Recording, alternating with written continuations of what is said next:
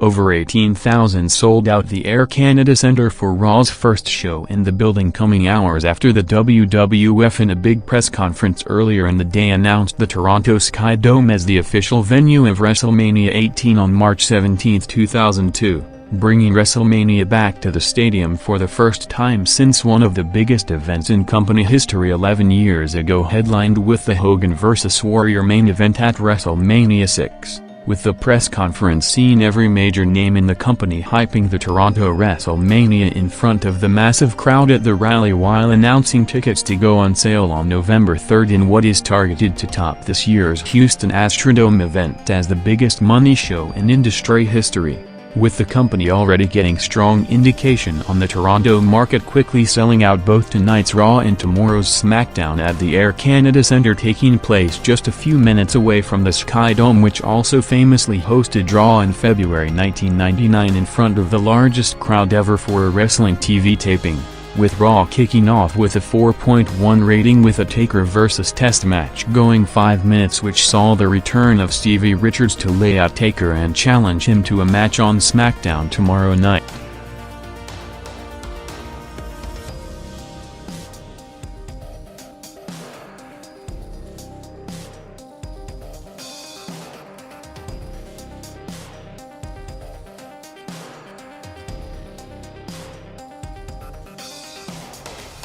Raw saw a stronger jump than usual in the second quarter, picking up over 700,000 viewers, first with Austin entering the Alliance locker room hyping a major surprise from the Alliance to Austin to be revealed later tonight, followed by the Dudleys against Big Show and Tajiri going 3 minutes for the #1 contender for the tag titles, bumping Raw from a 4.1 to 4.6 rating, with the Dudleys going over to be next in line for Taker and Kane in the near future, with Kane recently off television with an arm injury and their next opponents already set, with WCW's Kronix signing with the company in the past week to set up a Clark and Adams against Kane and Taker program heading into Unforgiven.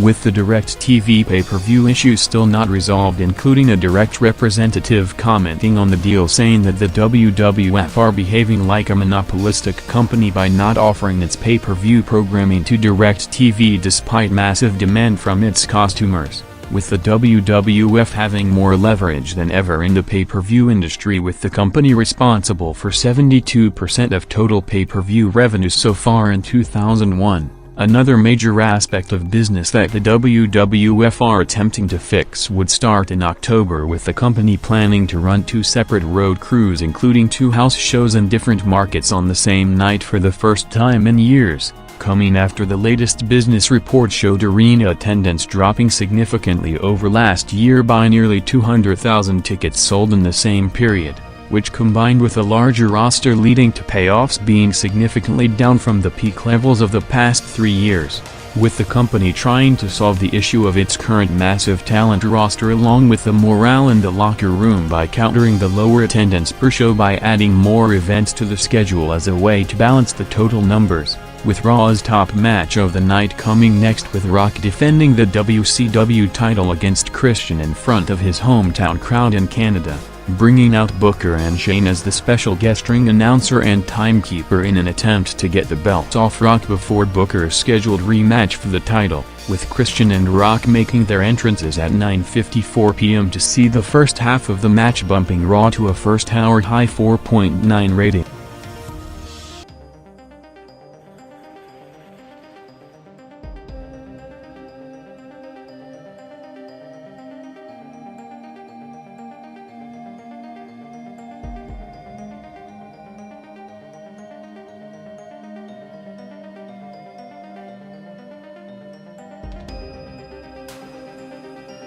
Rock vs. Christian went 6 minutes for the WCW title, with Christian getting a mixed reaction after hyping himself winning the belt in front of his hometown crowd in Toronto, including Rock playing off it by healing on the crowd when using the sharpshooter, to a massive reaction after the Canadian crowd also started "Big U screwed Brett" chants at Earl Hebner throughout the night, seeing the match crossing into the top of the hour quarter to end with the APA running off Shane before Rock took out Booker and Christian to retain the title, with the match jumping big with over 1 million viewers over 2 quarters from a 4.7 to the peak 5.4 rating, making it Rock's 6th consecutive week of him driving the highest rated quarter of the night on every Raw show since coming back on July 30th. With the loaded quarter continuing as the second half of it saw Steve Austin's surprise reveal from the Alliance, which saw him presented with a new truck by Stephanie and Debra.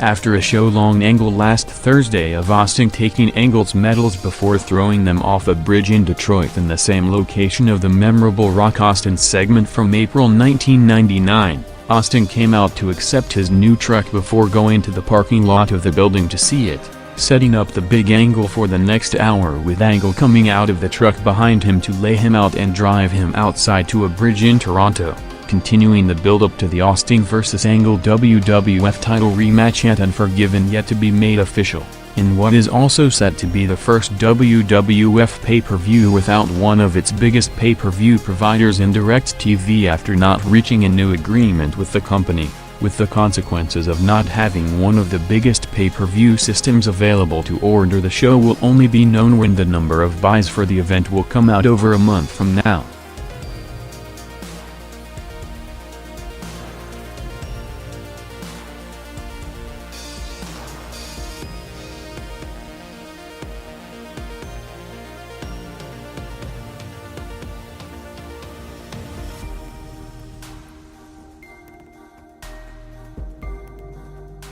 After the strong number for the last live SmackDown broadcast on August 23, the WWF would see another first with SmackDown tomorrow night, with the show set to air for the first time ever on Tuesday night, coming after Viacom, who owns both MTV and SmackDown's home of UPN, asked the WWF to air the show when originally taping it on Tuesday for it not to go head-to-head with the scheduled MTV Video Awards on Thursday night, with Vince McMahon agreeing for the 1-week timeslot change for what is also set to be the second of back-to-back sold-out crowds at tonight's venue in the Air Canada Centre, which the company booked for SmackDown after Raw sold out the building in less than 2 hours, with Raw's second hour seeing the continuation of the Angle and Austin kidnapping Angle, with them getting to a Toronto bridge with Angle threatening to throw Austin off before deciding that the bridge is not high enough to lead to him driving Austin to another location, as Raw's viewing patterns similar to last week, seeing the show peaking big midway through at the 10 p.m. quarter with the Rock vs. Christian match and Austin's car presentation before gradually sliding throughout the rest of the hour,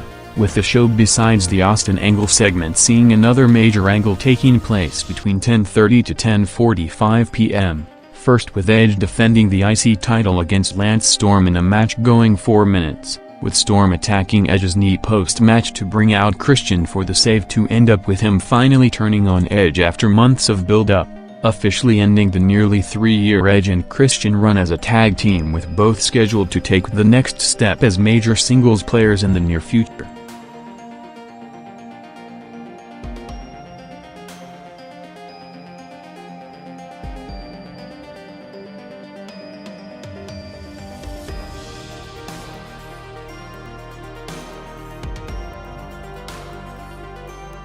Raw's final match of the night going over the 10:45 p.m. quarter saw Jericho and Jeff Hardy against Van Dam and Rhino, going 4 minutes, with Jericho and RVD getting big babyface pops from the Toronto crowd, with them scheduled to face each other at the Unforgiven pay-per-view coming up, ending up with Jericho getting the roll-up pinfall on Van Dam in a rare job since debuting in the company, and with Angle and Austin getting to the bridge near the top of the hour, with Angle telling Austin that he has a few more minutes to think about the fall before he's throwing him off in the final cliffhanger to the payoff of the Angle. Raw took its final commercial break later than usual at 10:57 p.m. with the final segment set for the overrun, as just before the Angle was set to be aired, the show got an unexpected twist at 11 p.m., as with the show in a commercial break at an unusual time near the ending of its original time slot at 11 p.m., The TNN satellite feed mistakenly cut the Raw signal off the air in a misunderstanding, thinking that the show ended before its scheduled main event angle, with the WWF trying to solve the issue on the spot, sending out Debra to kill time in front of the crowd, followed by Paul Heyman being signaled to go to the ring and cut a promo, while in the meantime TNN, realizing the mistake, went to a blank screen with a note saying that they are experiencing technical difficulties, followed by another commercial break, with the WWF ringside production crew telling Debra and Heyman to stall in the ring before the feed finally came back 8 minutes later, with Debra in the ring before the show closing segment of Angle and Austin on the bridge started to air at 11:04 p.m., with Angle making Austin cry before asking for a title rematch in his hometown of Pittsburgh at the Unforgiven pay-per-view, ending up with Angle swerving Austin to push him into an inflated pool and leave him on the road, with the show going off the air 5 minutes later than scheduled at 11:09 p.m., with the overrun after 8 straight minutes of commercial breaks and blank screen taking a major hit to drop to a 3.3 rating, due to the circumstances the lowest rated segment on Raw in years, with the drastic drop in the main event also affecting the overall show number, doing a 4.6 rating instead of around the 4.8 to 4.9 it would have done if not for the technical issues in line with the previous week.